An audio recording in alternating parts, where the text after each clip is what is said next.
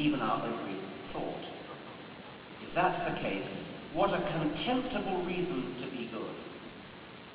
I don't believe in God. I hope I'm a good person.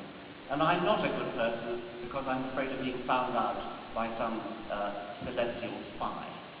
I hope I'm good for a better reason than that, and I hope you are too. The threat of hell is a great psychological crime, especially against children. Children who are brought up to believe that if they're bad, they will roast forever in an eternal torment. What could be a worse form of mental child abuse than that? I put up a quote there from Thomas Aquinas, which you may find charming. That the saints may enjoy their beatitude and the grace of God more abundantly, they are permitted to see the punishment of the damned in hell.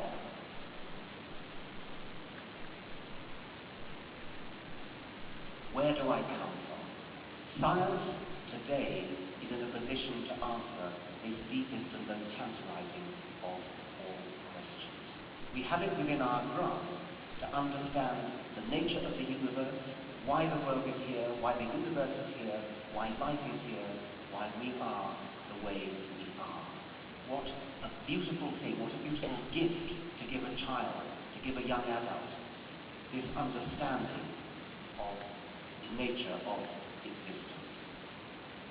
I'm going to end by reading the opening words of my book, Unweaving the Rainbow.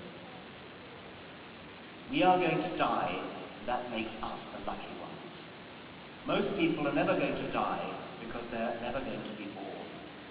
The potential people who could have been here in my place, but who will in fact never see the light of day, outnumber the sand grains of Sahara. Certainly those unborn ghosts include greater poets than Keats, scientists greater than Newton. We know this because the set of possible people allowed by our DNA so massively outnumbers the set of actual people. In the teeth of these stupefying odds, it is you and I, in our ordinariness, that are here. Here's another perspective in which we're lucky. The universe is older than 100 million centuries. Within a comparable time, the sun will swell to a red giant and engulf the earth. Every century of hundreds of millions has been in its time, or will be when its time comes, the present century. The present moves from the past to the future like a tiny spotlight, inching its way along a gigantic ruler of time. Everything behind the spotlight is in darkness, the darkness of the dead past. Everything ahead of the spotlight is in the darkness of the unknown future. The odds of your century being the one in the spotlight are the same as the odds that a penny tossed down at random will land on a particular ant crawling somewhere along the road from New York to San Francisco. I am lucky to be alive, and so are you. Privileged, and not just privileged to enjoy our planet. More, we are granted the opportunity to understand why our eyes are open and why they see what they do in the short time before they close forever. Thank you very much.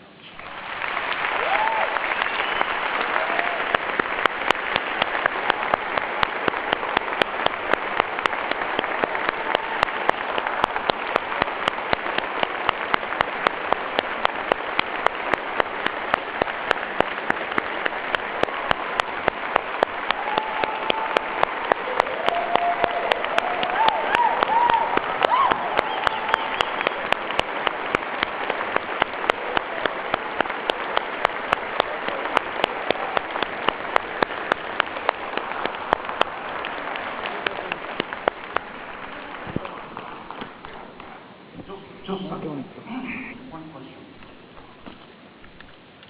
Is there, from your perspective, an evolutionary reason that so millions of people, I don't know if the word need to believe or that they believe?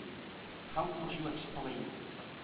Well, first of all, I wouldn't like to use the word need, because if you take the word need and say people need to believe, and somehow that's why they believe, that suggests that they are deluded in a very bad way, because who is going to actually believe something because they want to?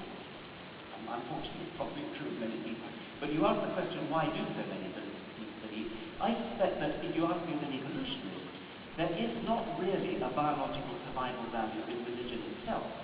What there probably is a biological survival value in having certain psychological predispositions which have a biological value in themselves in a different context, and which in the right context of religious education, etc., manifest themselves as religion. So I prefer to shift the focus to a cluster of psychological predispositions which may have advantages, which don't necessarily have to give rise to the pernicious delusion of religion. Do you think that in 100 years, 50 years, I don't know, nobody will believe in religion? You're asking me what I think, not what I hope. Let's be optimistic in the spirit of Matt Ridley and say yes. Okay. ¡Bravo! ¡Un aplauso!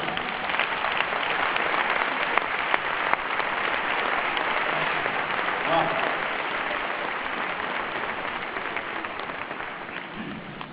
Un momento Ashoka, por favor.